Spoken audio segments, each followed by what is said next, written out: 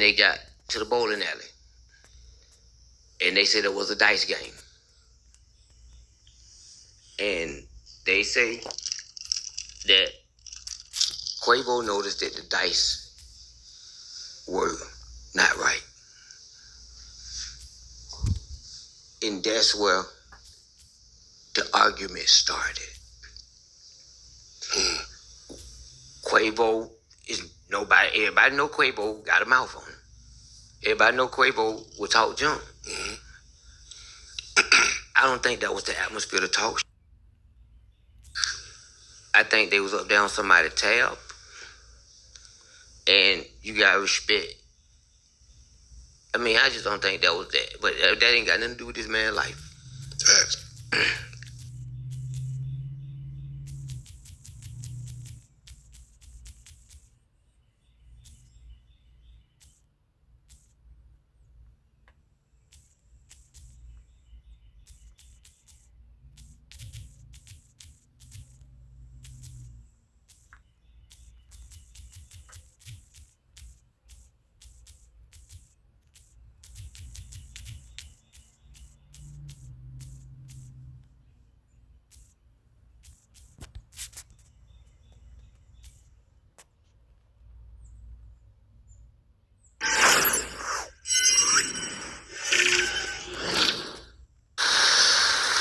Another controversial comedian, and we had a chance. I think we met actually formally during his one of his first shows. Charleston White. Yeah, I think that's what we last connected. I know I met you several times before. Did you take it down? Huh? Did you take your Charleston White video down? Huh?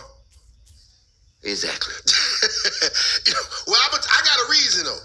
Go ahead. I got a reason. I got the utmost respect for Tip. I've been a fan for years. Same here. I ain't got nothing to do with that. Same One, here. Two, Charleston ain't never said nothing disrespectful about anybody of legendary status on my platform. And then Charleston has done good business with me. So I've also had Tip's son, King, on my platform. Actually, the week after Charleston came, King came. You know what I'm saying? I'm one of the few platforms that actually interviewed King. And, you know what I'm saying? That was before all this stuff happened, though. So, I'm looking at this. I done got both of these guys on the platform, didn't even know they knew of each other. And then 2 days later, I see the stuff just unfold, and I'm like, whoa. Your numbers just going up. Yeah, man. But if Tip would have called me, I probably would have took it down, though. Oh, wait, man, Tip called me. Well, I didn't know. I did. I saw the whole thing. Yeah. I saw the whole thing unfold. And, first of all, okay, so when I stepped in the room at the podcast with Charleston White, when me and my fiance stepped there, I was coming guest of Charleston White. Okay. We had been. I rock with Charleston. He do good business. He do good business. He did nothing wrong to me. I see a lot of similarities in me and Charleston White. I get mixed Tread up. lightly, sir. Tread lightly. No. Well, it's like this. Yes, sir. It's like this. I'm gonna always go for what's right. Facts. Now, I ain't gonna say I'm gonna say he does go there. Oh yeah, he does go there. Mm-hmm. But I'm gonna say this. He's not shooting wildly. He does a thing called critical theory. He uses shock value. He uses clickbait. He's a shot jock. He said that before. To get everybody's ear, and then he drives his message home. Mm-hmm. I interviewed the money, and we interviewed Tiny. Mm-hmm. And they both said the King was going to jail. Wow. And I asked both of them, how can y'all say that when he's not there? We got him. He's not in jail. He hasn't committed a crime to go to jail. So why can we intervene and stop him from going to jail? Oh, that's just where he's going. He's just going there. I have a 16-year-old who I've been alienated from, who I fight for kids. I fight for kids. I fight for all brothers who've been alienated and mothers who've been alienated from their kids. I haven't had a decent Father's Day ever. Wow. Besides my oldest son, who is now 25, who I was a single father. My other two kids been alienated from me. I've been fighting in court. Big, big, big, big, big bills. It's been going on forever. My son's 16 now. I just, got back in court after COVID, and the judge swayed my way. And, God got me going through this so I can change these laws. Amen. I got to go through all of this, just like Kanye going through what he's going through, because you got to see the cracks. I got to know God. I said, God, why you got me? Why am I being cheated out of fatherhood? And why, I've been set up, locked up, lied on, all to overcome it. I was tore all the way down to be rebuilt. When you talking about Jock came and did your podcast, yes, sir. That big old gun, yes, sir, and all of this, because I was living in his basement, because it's a big old gun. I was set up. Ain't that right, little homie? I was locked up without a bond, accused of doing something to my son that I didn't do. I beat those charges.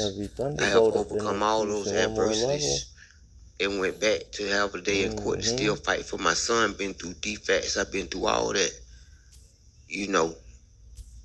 and to get back and to get my son, and had him for about 4 visits, and he was happy. He was happy. And then you snatched back. He was happy. In the courts. He was happy. It ain't set up for us, brothers. That's why I'm going through this, because these laws are going to change. Yes, sir. There's going to be a screening process before they take any brother's parental rights back. There got to be checkpoints. We need neighborhood. We need soldiers. We need advocates, because I've been in these law libraries helping these brothers. Man, it's so many brothers out there that's being cheated out of fatherhood, still paying child support. Want to be willing participants. I ain't talking about no deadbeat. You can't listen to no woman and try to sit here and telling you about no man and his fatherhood, because a lot of times the conversation is tainted. Matter of fact, it shouldn't even be had with just one person. But I'm gonna say this. It's been the hardest thing in my life, and I can't fight no more. Respect. I won. It ain't no win. It ain't no win. The judge saw that I had been targeted. I'm a targeted parent. It's no cure. Parental alienation, the other parent thinks that they are moving in the right light. They think they doing the right thing. It should be evaluated. And, my son's 16. He be 18 in 2 years. It's so deep in the brainwashing and the mind. Excuse me. It's so bad. This is not gonna be fixed in 2 years. It's not gonna be fixed in 2 years. And son, I love you if you see this, but I asked. She don't want me to see him. She don't want me around him. She doing all this. It ain't gonna be fixed in 2 years. He be 18. Take me off child support. And they can have the rights, because I ain't safe. I got a fiance. I got a pastor of my church behind me.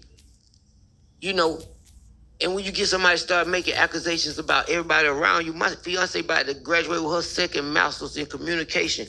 She's one of the best business woman I know. She has an MBA, and she don't work hard. I don't sit here and watch her work hard to get these degrees. Yes, sir. And I'd be damned if I'm finna let somebody taint their name. Come on.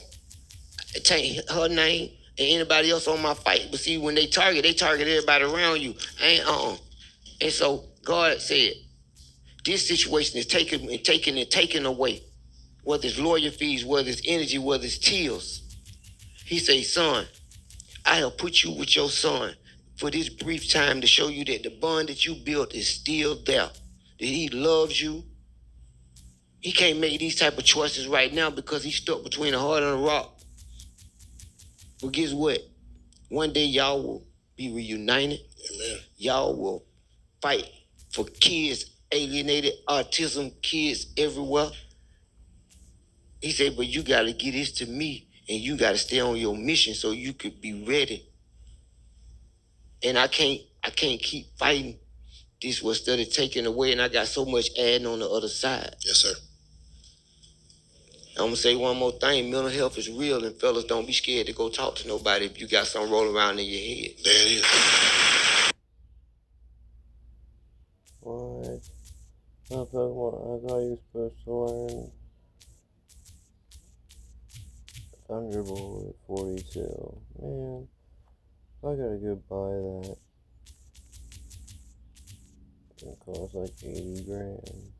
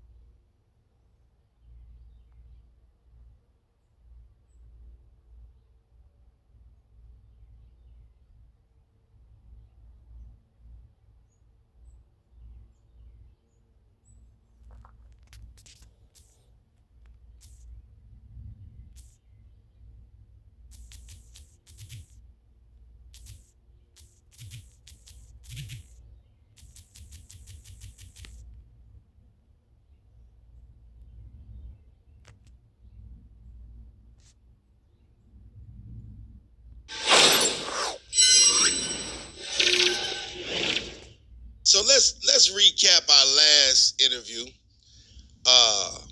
Vibe.com, Revolt, every major blog in the world posted our last conversation. Yes.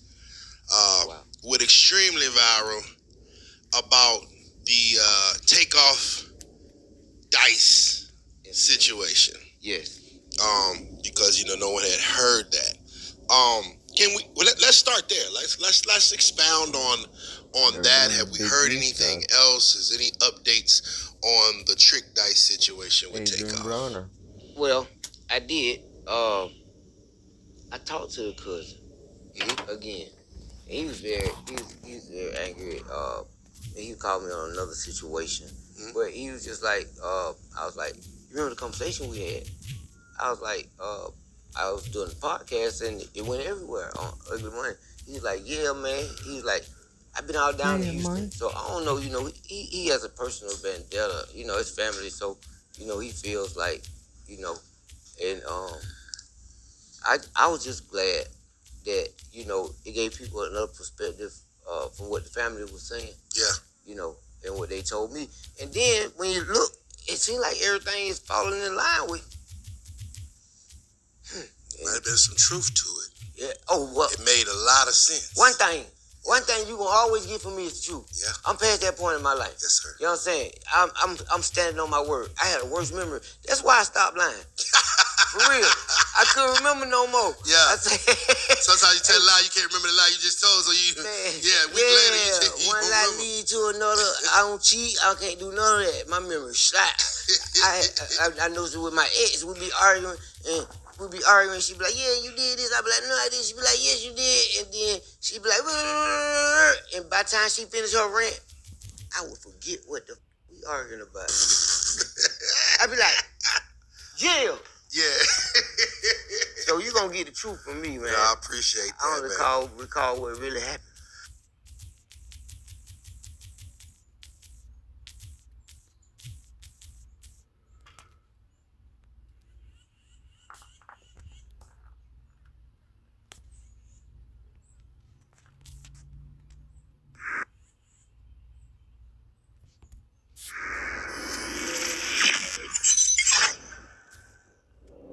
When you look at, for example, the John Morant situation, Right. right? Mm-hmm. He pulled out the gun in the strip club. He ended up losing like $39 million, essentially, over that fiasco, only for 2 months later to essentially do the same thing. Right. But when you talk about friends and affiliates, right? And there's a debate over whose fault it is. I mean, clearly it's Ja's fault because he pulled out his own gun. But his friend who's sitting there FaceTiming, not FaceTiming, going on IG Live in the car with a person who's worth $100 million. Like, to me, is incomprehensible. Like, I couldn't think about, any of my business associates or people with money and status to pull out a phone around them and start going on IG Live. Like, that's not even a thought in my head. But that's exactly what happened. And now, Ja Morant's, future in the NBA is unknown. I mean, Adam Silver even said, we're not sure what's going to happen right now. Right. He may be sitting out an entire season. He may be even kicked out of the NBA. I mean, you don't know. I mean, Gilbert Arenas ultimately got kicked out of the NBA Right. over a similar gun situation. Right. When you look at situations like this, when you look at just being around your friends from your neighborhood and you love that energy and they all look up to you and it's always a party and you're the one with the money and everyone's pulling out phones and popping bottles. And then when the shoe drops and something goes wrong, ultimately only one person pays the price for this. Right. I mean, it's super sad to see what happens to some of these guys because there's this level of unknown, right, where you don't know no better. You know what I mean? Because they have, I don't know, maybe. All right, so on one end of things, you got people like G Herbo and Lil Durk and guys who really was from the mud and really from that. And when they make it, they have to start to pull themselves away from that life, and their friends know that life all too well and know how tragic that it could end, that if they do have a gun around, it's for safety. Or if they do, like, they're monitoring their movement, right? But when you have somebody who's influenced by that life, but isn't from that life, they have this level of them that's like, oh, this is cool. This is what you do once you get money. You go get a gun. You get some friends who are the tough guys. We go get a bunch of nice cars and all of that, and it's really all peacock feathers for what they think is gonna attract the women that are on IG with their ass out. Because that's what all this is for. You know what I mean? You want to be tough, so girls like you. You don't want to be the nerdy kid who played basketball who ended up with 200+ million. You don't want to be that guy. You want to be Lil Durk, the guy who everybody looks at as tough. You know what I mean? And it's sad, but like that's what the culture feels like today. Oh, I like real niggas. I want a killer. I want this. I want that. I want 21 Savage, right? So you got a guy who bust his ass, who is a star, You know what I mean? Ja Morant is a star, period, point blank. But he's so influenced by a culture that's full of, guns, drugs, and ass shaking, that these are the guys that you end up looking up to, and these are the females that you want to spend your time with, and as a result, you get caught in the crossfire. Cause you know what I mean, and you gotta have people around you who love you, bro. Period. I mean, look, he's jamming out to NBA YoungBoy, right? He's jamming out to NBA YoungBoy. He pulls his pistol out, and the ironic part about all this is that his friend, whose IG Live, has 115 people watching. 115 people probably cost your man $115 million. Exactly. 115 people. Like, that's damn near, like, you're almost FaceTiming at that point. There's so few people that are watching. Like, ain't nobody really on there. You know what I mean? Right. It's not like you got millions of people watching. You got 100 people watching, and one of them happened to record it. Right. Right? Which makes sense because, oh shit, Ja Morant's on the live. Of course I'm going to press the record button. Right. Oh, that looks like a gun. All right, let me post this and get a whole bunch of likes.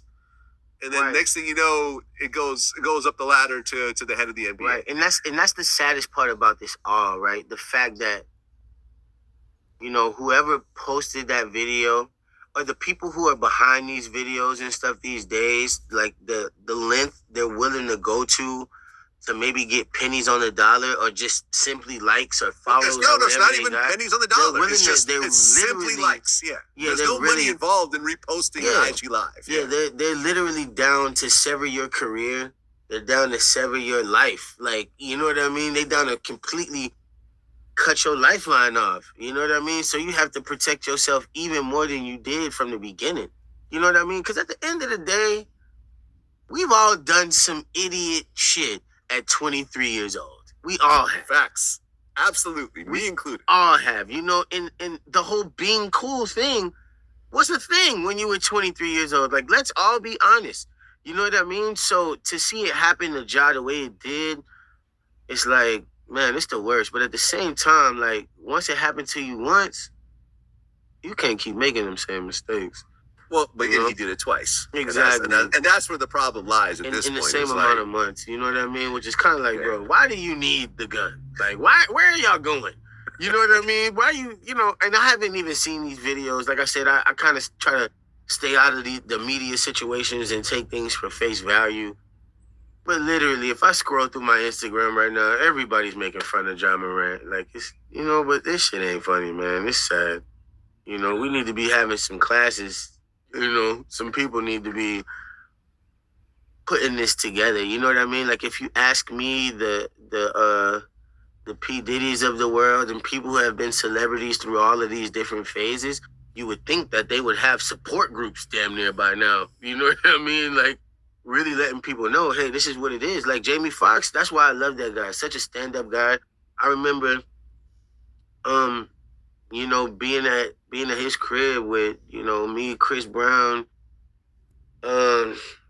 just a few of us, you know what I mean? And he just really preaching to us like, bro, like, I understand that y'all got to separate from what you knew at one point in time, so this is a safe place for y'all to be. You know what I mean? If you ever need anything, like, come to me first, And I will forever be thankful for Jamie Foxx for that. You know what I mean? Like, the Hollywood Hills ain't the easiest fucking place to run to. You know what I mean? It ain't like I got a helicopter in my back pocket, but he always, had his door open for young guys like myself. And I think if we had more of that, we would have less of what's going on with Ja Morant. Sure. Well, yeah, I remember you had mentioned, you made a video actually right after Takeoff got killed. Right. And you were really upset, especially at the people that are essentially filming him as he's lying on the ground bleeding. And, listen, I did Takeoff's first interview. I mean, him and Quavo, right. Right when they were right before Versace came out. Right. So this was early in their career. And he was always like a quiet, nice dude. He wasn't the one that had drama in the group and everything else like that. And to see the way that played out, man, that broke my heart. And it seemed like it had the same effect on you. Definitely. Like, it's heartbreaking to watch that, because as much as Black people at times want to complain about the police killing us, or the white man holding us down, whatever it may be. Like, we not out here carrying our guns for them. You know, we not out here spinning on them. They not the ops for real. You know what I'm saying? Like, that's not what's happening. It's black on black crime. It's pride. It's all of these little things. Like I said, because it's peacock feathers. At the end of the day, for all we know, Takeoff, you know, like somebody girl had a crush on him. For all we know. You know what I mean? We don't know why that man lost his life, but like at the end of the day, like he was never ever that guy who had drama. He didn't. I don't even know if I ever really heard him raise his voice. Like the loudest we've ever heard Takeoff is in the ad libs. Like, let's be honest. You know what I mean? Like, dude was such a chill person, and I'm like, man, it got to come to an end, bro. Like, it got to. Like, I know violence, it has its thing, right? Because it's hard to tell somebody not to be mad after somebody loses their life. You know what I mean? Like, after somebody like that gets killed, you can only imagine that there'll be retaliation involved. Like, it really has to stop somewhere. You know, we are our own leading cause of death and demise. Like, that's too stupid. You know what I mean? Like, just to see this constantly show up in our neighborhoods and, you know, on our TVs and all of that. And you know what's going to happen? They're going to put you on a t-shirt. They're going to say rest in peace a couple of times. You know, they might do this and that on TikTok for you, but you're going to be gone just like that fast. And ain't nobody going to care. You know, don't nobody care for real. Yeah, it's a sad situation. And, you know, to have a group broken up permanently like that over a dice game, essentially. Right. A dice game gone wrong, tempers flaring, in a situation where, just like in your own situation, you have a bunch of multi-millionaires who are hanging out in public around a bunch of people with way less money than them. Exactly. With way less to lose, with, you know, anger issues and so forth. When, yeah, an argument started off, you know, Quavo said, oh, let me get up out of here before I hurt somebody, which triggers another set of emotions. And next thing you know, a shootout happens and someone who's not even involved in the argument ends up dead on the ground. And another girl ends up getting shot in the head or something like that. It's bad on every level. Yeah, it is. And it's crazy because I think having money just brings in this whole different level of toxicity to every situation that you're in, unless people around you have that same kind of bag. Because they're going to assume that you're trying to shit on them because you have the bag. Right. You know what I mean? Like, oh, let me get out of here, vibe. You know, who's not going to say that when they might have just lost some money at a dice game or just won some money at a dice game and somebody going back and forth with them? Like, tempers flare over this kind of shit. You know, but just because somebody comes out and says something and they got a different type of money than you, now you got to prove it to them. You know what I mean? And like I said, man, it's all peacock feathers. That's what it's for somebody to sit back and be like, oh, he was tough. You know? He was. He was the hardest where we was from. Like, why do you want that? Why do you want that on your back? You know what I mean? Because everybody think they want to be killers until somebody else get killed in your neighborhood that you ain't had nothing to do with, and them people come raid your house. You know? Or you be sitting your ass behind them walls for life. You know, so many people who I know and came up with, they sitting behind them walls because they got in their feelings, you know, and wanted to be tough in front of the girl they like, and not a girl they like don't even remember their ass. You know what I mean? And that happens all the time, you know? And unfortunately, we lose some golden members in these moments. Golden members. And it's sad, man. It's sad. But hopefully, you know, that's why I started this program, Dream Seeker. You know, I just went and spoke at a high school in Dallas called Bowie High School. And,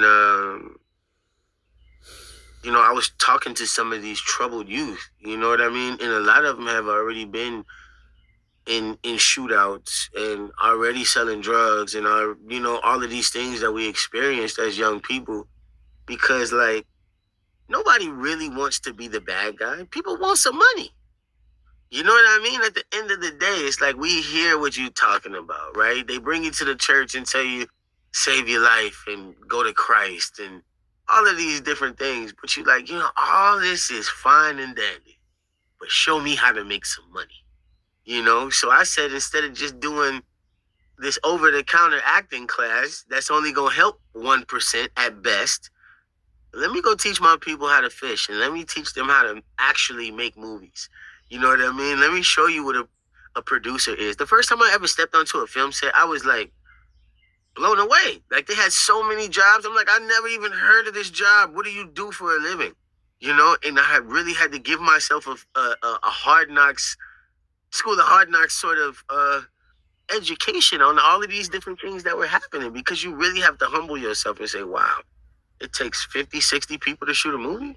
I wonder what these people do. So if I'm trying to do something great for my community, instead of just standing in front of them and shining, I'm saying, hey, let me walk you down this street. You don't always have to have the quote unquote look for it and the quote unquote talent for it, but you can really, buckle down and learn this craft and be somewhere else. Make your $150,000 a year doing something that don't nobody even know exists.